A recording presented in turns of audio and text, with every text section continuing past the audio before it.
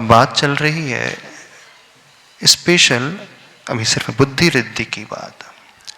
अब थोड़ा सा एक विषय और समझें। प्राय बहुत सारे लोग एक शिकायत करते हैं कि हम बहुत मेहनत करते हैं, बहुत पढ़ाई करते हैं, लेकिन रिजल्ट हमारे अनुकूल नहीं आता, याद हमें नहीं होता, अथवा समझ में विषय हमें नहीं आता। यही शिकायत होती है ना। हम बहुत सारे शास्त्र पढ़ते हैं, तो कुछ तो समझ ही में नहीं आता है, कुछ समझ में आता है तो याद नहीं रहता, भूल जाते हैं, और कुछ याद भी रहता है तो वो आगे कैरी फॉरवर्ड नहीं होता है, जो हम परिणाम चाहते हैं वो नहीं मिल पाता है। ऐसा क्यों होता है? लेकिन कुछ ऐसे भी आप लोगों ने संसार में जीवों को देखा होगा, मनुष्य को देखा होगा, कि उन्हें एक बार पढ़ते ही याद हो जाता है, विषय वह समझ लेते हैं, कंसेप्ट उनके एकदम क्लियर हो जाते हैं। ऐसा क्यों होता है? तो आप कहोगे कि उसका स्वभाव अथवा उसकी क्षमता ही ऐसी, उसकी कैपेबिलिटी ऐसी, उसका ग्रास्पिंग पावर इतना अच्छा है, अथवा लोग उसे गॉड गिफ्ट कह करके आगे बढ़ जाते हैं। वो तो गॉड गिफ्ट है, उसके साथ मिला हुआ है, जन्म से मिला हुआ है, तो क्या कर सकते हैं। ठीक है, आप कहते हैं कि उसकी कैपेबिलिटी है अथवा गॉड गिफ्ट है, तो यह भी समझने की कोशिश करो कि वो क्षमता उसे कैसे मिली, वो आपको क्यों नहीं मिल पाई। तो ज्ञान उसे मिलता है, ज्ञान उसे आता है जो ज्ञान को प्राप्त करने के पूर्व में कुछ बेसिक कंडीशंस को अपनाता है। और सबसे पहली शर्त होती है, यदि आप ज्ञान करना प्राप्त करना चाहते हो, यदि आप चाहते हो कि आपके पास भी वैसी रिद्धि जैसी क्षमता आ जाए, पूरी ना सही कुछ आंशिक सही, तो क्या करना होगा? तो आचार्य भगवान कहते हैं, आप एक चीज समझना, तत्वार सूत्र के 6वें अध्याय के उस सूत्र को थोड़ा सा याद कर लो। तत्प्रदोष निन्नौ मात्सर्यांतराया साधनोपघाता ज्ञान दर्शनावर्ण हो। जिन्हें ज्ञान नहीं हो रहा है, पहले वो कारण बता रहे हैं क्यों नहीं हो रहे हैं। जब भी आप बीमार पड़ते हो तो पहले डायग्नोस किया जाता है, डिजीज क्या है ना, बीमारी कौन सी है और क्यों हुई है, यही है ना। तो हम भी उसी के अनुसार चलने की कोशिश करें। बहुत मेहनत करने के बाद भी यदि हमें सफलता नहीं मिल रही है, ज्ञान नहीं आ रहा है, तो कर्म सिद्धांत ये कहता है, आचार्य प्रवर्षि मानतम स्वामी जी ये कहते हैं, नियम से हमने पूर्व में ये कार्य किए होंगे। कौन से कार्य? प्रदोष, निन्नव, मात्सर्य, अंतराय, आसाधना और उपघात। प्रदोष का अर्थ होता है कि हमारे पास क्षमता थी, कोई हमसे मांग रहा था हमें सिखला दो, हमने टाल दिया नहीं। स्टूडेंट्स में बहुत ऐसा होता है, क्योंकि वो मुझसे आगे निकल जाएगा ना, यदि मैंने उसे बता दिया, मैंने उससे नोट्स शेयर कर लिए, तो फिर वो आगे बढ़ जाएगा, तो मैं क्यों शेयर करूंगा, मैं क्यों उन विशेष क्वेश्चंस को बताऊंगा। बाकी तो बता दूंगा, लेकिन कुछ अपने पास रखूंगा छिपा करके। प्रदोष, ऐसा हमने पूर्व में किया हो। निन्नव, हमने छिपाया होगा, अपने गुरु का नाम छिपाया होगा, यह कह दिया होगा कि नहीं मुझे नहीं आता है, अथवा अभी टाइम नहीं है मेरे पास, अथवा सबसे ज्यादा अंतराय कर्म का खासकर ज्ञान के क्षेत्र में तब पड़ता है जब व्यक्ति अपने से अधिक ज्ञानी को देख करके, अपने से अधिक गुणी को देख करके ईर्ष्या के भाव से, मात्सर्य के भाव से भर उठता है। मात्सर्य का अर्थ यहाँ पे जेलसी लेना, ईर्ष्या, और ये बहुतों में होता है, अधिकांश में होता है ना, नहीं सहन कर पाते हैं। बढ़ती हुई देख दूसरों की बढ़ती को कभी ना ईर्ष्या भाव रखो, कहते तो हो लेकिन दूसरों की बढ़ती को डाइजेस्ट ही नहीं कर पाते, हजम ही नहीं कर पाते, सहन ही नहीं कर पाते। वो क्यों बढ़ रहा है, और आपसे छोटा हो तो फिर तो और भी तिलमिला जाओगे। हाँ? आपके बराबर है, बढ़ रहा है, फिर भी कदाचित चल जाएगा।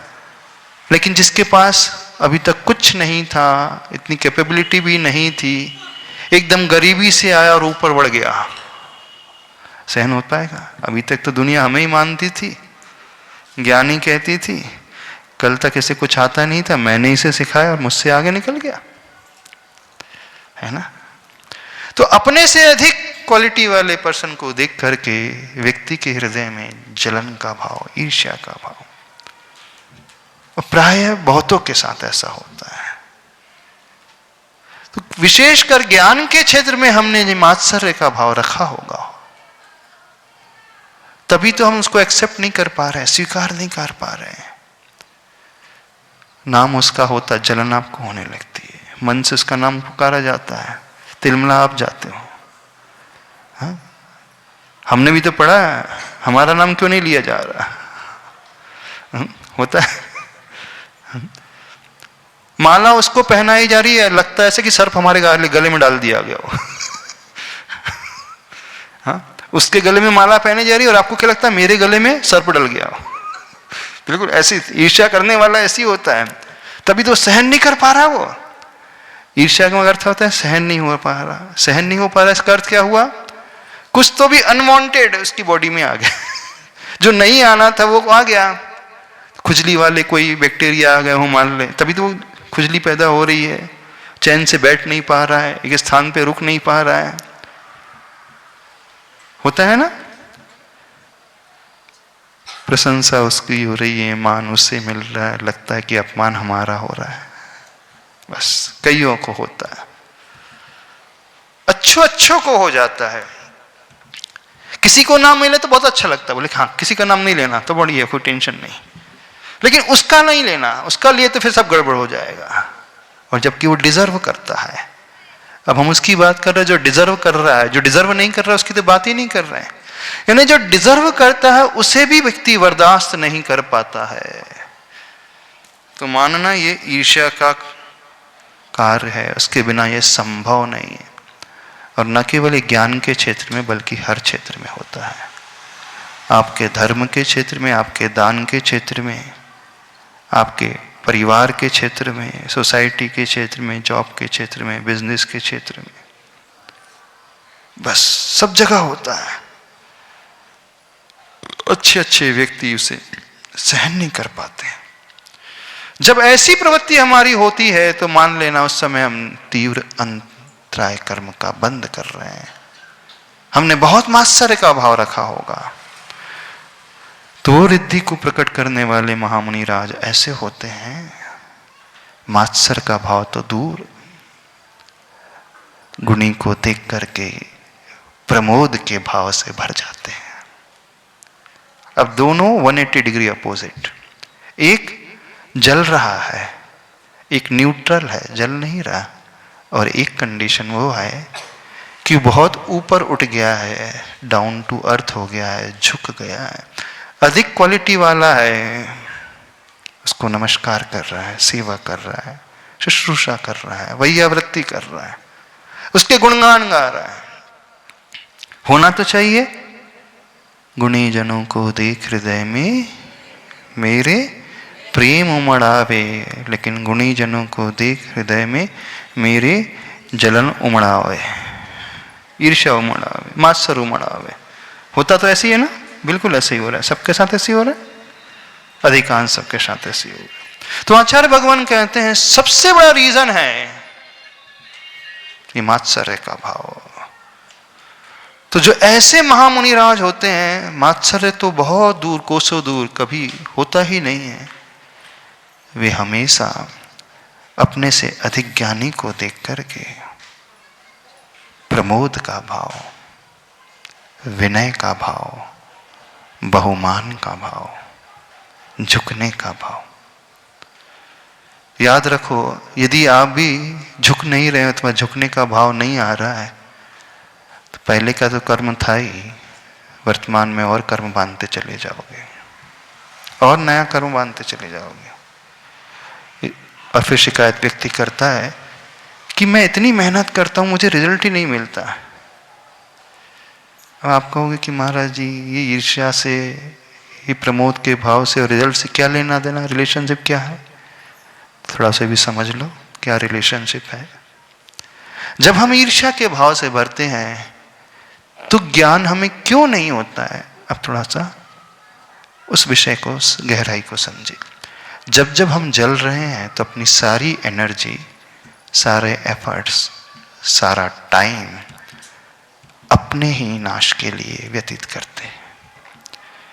उस समय हम कभी क्रिएटिव नहीं होते, कंस्ट्रक्टिव नहीं होते, उस समय हम डिस्ट्रक्टिव ही होते हैं।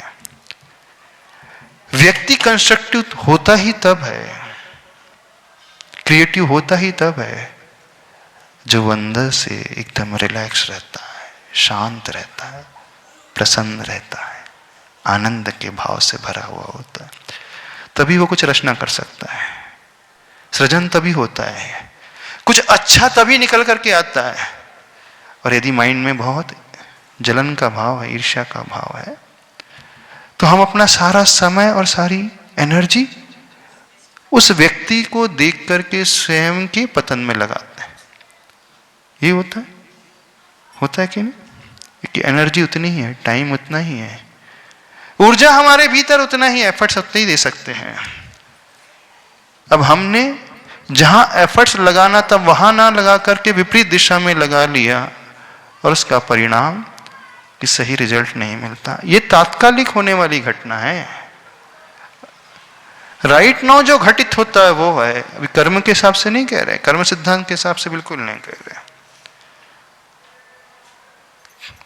जब हम ऐसे भाव करते हैं तो वर्तमान में भी अपने आप को खोते हैं, और ये चेन लगातार चलते चले जाती है, तो फिर व्यक्ति उसी लूप में आ जाता है और उसकी हैबिट होते चली जाती है। उस चक्र से वो बाहर ही नहीं निकल पाता।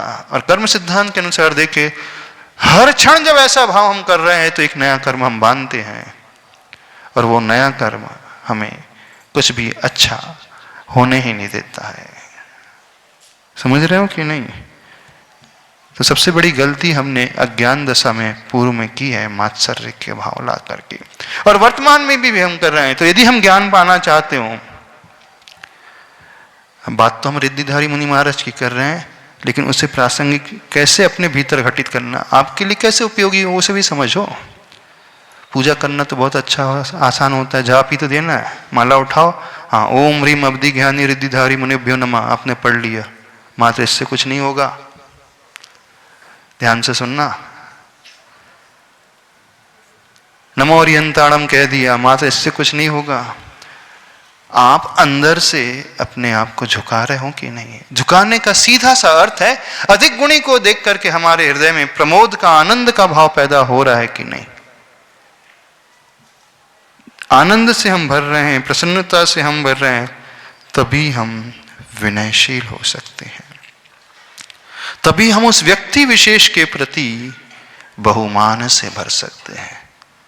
तो साइमल्टेनियसली समझने की कोशिश करना, एक जो होता है बाधक कारण, जो बैरियर होता है, वो हमारा ईर्ष्या का भाव, और एक दूसरा होता है साधक कारण, जो सपोर्टिव फैक्टर्स होते हैं। सपोर्टिव फैक्टर हो जाएगा उसका टोटली अपोजिट, विनय का भाव, बहुमान का भाव।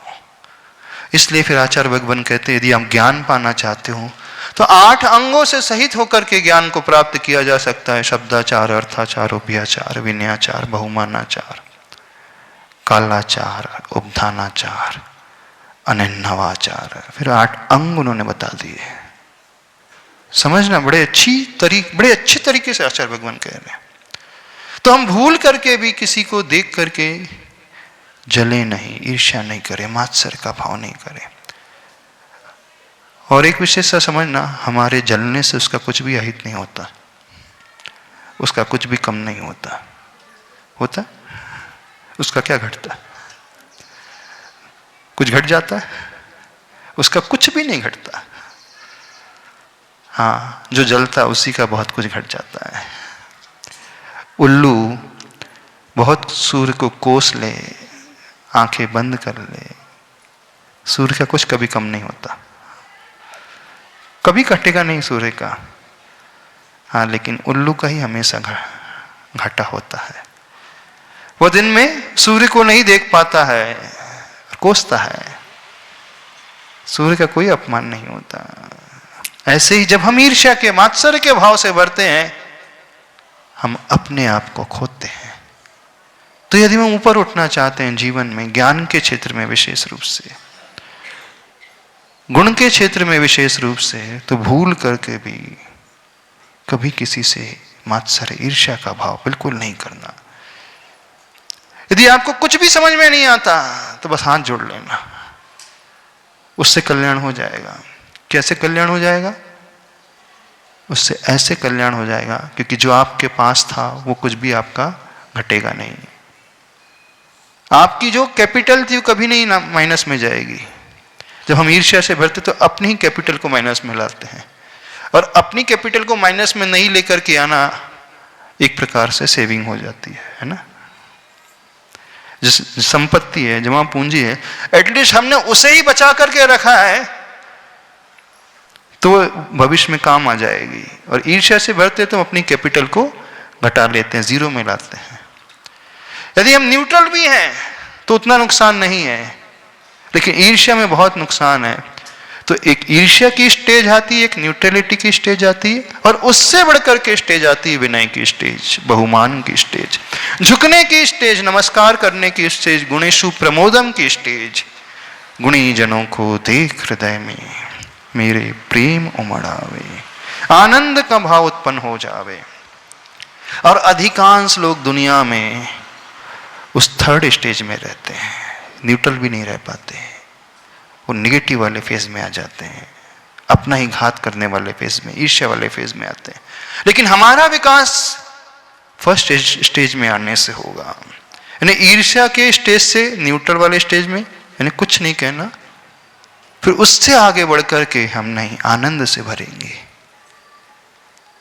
और यही एक विज्ञान है नमस्कार करने का, यही विज्ञान है दर्शन पूजन का, यही विज्ञान है माला और जाप का, और कोई नहीं है। हर धर्म में सिखाया जाता है, आपको कुछ नहीं आता तो जाओ भगवान के पास ढुक दे करके आ जाओ,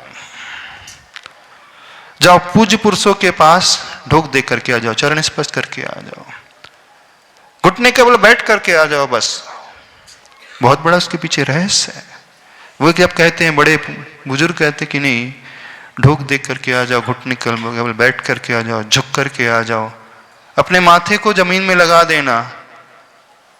तो हम विनय से भरते हैं, और विनय से भरने का अर्थ है हम अपनी मान कषाय को घटाते हैं, अपने अभिमान को हम तोड़ते हैं। दिखने में आता है कि हम दूसरों के चरणों में झुक रहे हैं, लेकिन अंदर से क्या होता है? हम अपने ही उस अभिमान, गर्व, घमंड के भाव को तोड़ते हैं। हम उस बैरियर को स्वयं तोड़ते हैं, तब जो बैरियर हमने स्वयं क्रिएट किया था और किसी ने नहीं बनाया था हमारी जिंदगी में। वो अवरोधक हमारी ही मानसिकता ने क्रिएट किया था, क्योंकि हमारा अभिमान हमें झुकने नहीं देता है। हमारा अभिमान ही है जो सामने वाले के गुणों को देखने नहीं देखता है। क्यों आखिर व्यक्ति ईर्ष्या के भाव से भर जाता है? थोड़ा सा इसको भी समझ लो। सब कुछ जानता है, ऐसा कोई भी व्यक्ति नहीं है कि जो नहीं जानता ईर्ष्या नहीं करना चाहिए। हर व्यक्ति जानता है बुराई नहीं करना चाहिए, जलना नहीं चाहिए, हर व्यक्ति जानता है। लेकिन जानते हुए भी वो क्यों उस लूप में पहुंच जाता है? क्यों वो जलन करने ही लगता है? अब थोड़ा सा उस कारण को भी समझो।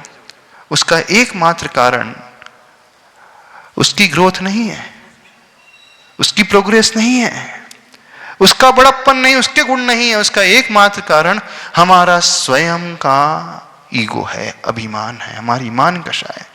वो हमें झुकने नहीं दे रही, वो हमें एक्सेप्ट करने नहीं दे रही कि बड़ा है, ये गुणी है। लॉजिक को समझो थोड़ा सा। बस ने हमने स्वयं अपने ही हाथों से, अपनी ही सोच से उस दीवार को खड़ा किया है। इसलिए सबसे पहले कहा जाता है झुको आप। झुकने का अर्थ है हम उस व्यक्ति को इंपॉर्टेंस बिल्कुल नहीं दे रहे हैं, हम क्या कर रहे हैं? हम अपनी ही दीवार को तोड़ रहे हैं। तो झुकने का अर्थ, नमस्कार करने का अर्थ यह है कि बड़े बुजुर्ग आचार्य भगवान हमसे समझाते हैं कि वो अभिमान की दीवार को आप तोड़ रहे हो, यानी बेनिफिशियरी आप हो, आपको ही लाभ होता है, किसी अन्य को लाभ नहीं हो रहा है। जो व्यक्ति इस तथ्य को समझ लेगा वो बड़ा इजीली झुकेगा भी और कभी ईर्ष्या के भाव से भरेगा भी नहीं।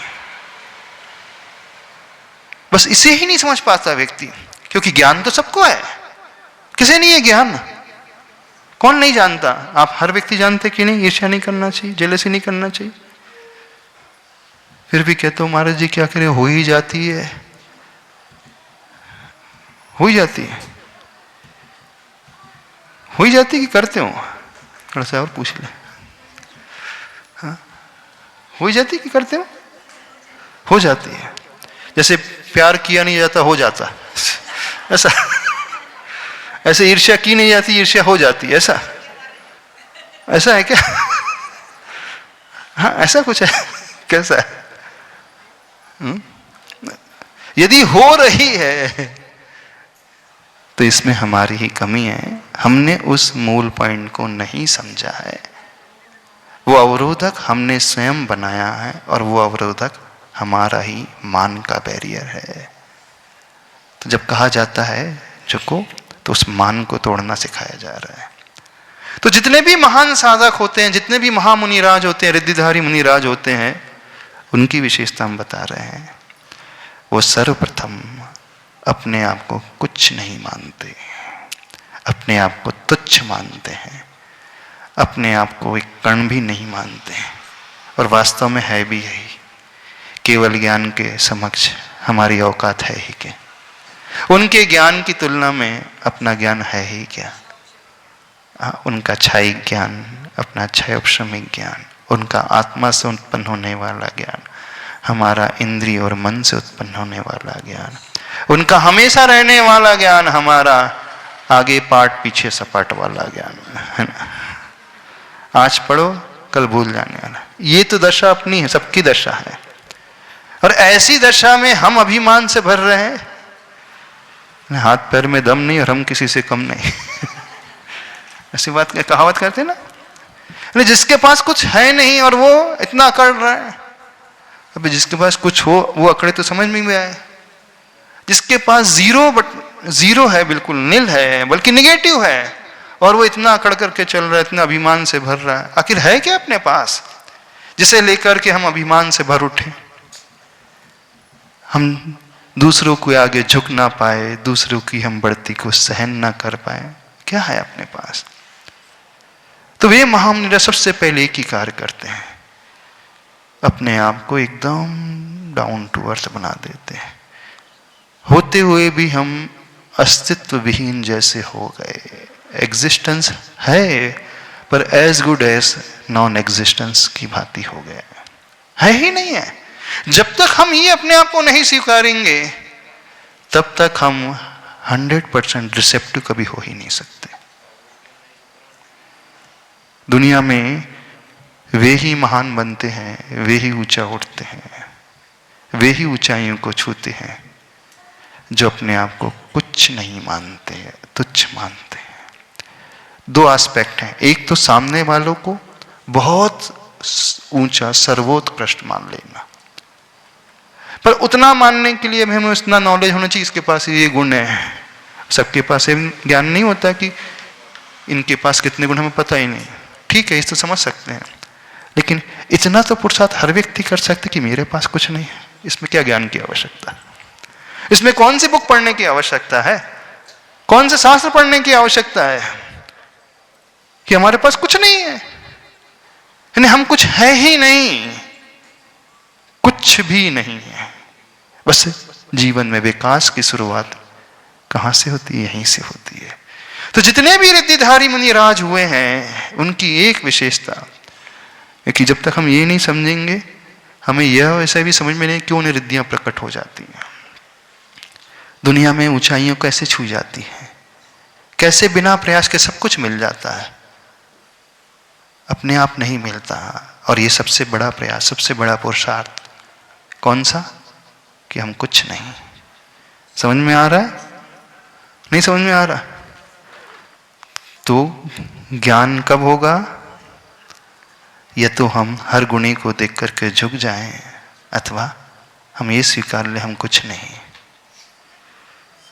तो फिर मात्सर्य का भाव होगा ही नहीं, ईर्ष्या का भाव होगा ही नहीं, अपने आप ही गुणेषु प्रमोदम का भाव पैदा हो जाएगा। क्योंकि जो सिक्के का एक पहलू कहता है कि हम कुछ नहीं है, तो सिक्के का दूसरा पहलू वो कहता है कि सामने वाला ही सब कुछ है। या तो हम उस एंगल से देखें कि आप ही सब कुछ हैं, सर्वोत्कृष्ट हैं, अथवा हम इस पहलू से देख ले कि हम कुछ नहीं है। और दोनों पहलुओं के बिना सिक्का कभी नहीं होता है ना। हर कॉइन का हेड और टेल होता है ना। तो जो एक साइड है दूसरे के गुणों को देख रहा है, दूसरे साइड में स्वयं के अवगुणों को देखता है। वो अभिमान मेरे पास है ही नहीं। ठीक है, समय तो हो गया, आज इतना ही रखते हैं। थोड़ा सा विषय को और देख लेंगे आगे। बोले आचार्य परमेष्टि गुरुदेव श्री विद्यासागर जी महाराज की जय हो। परम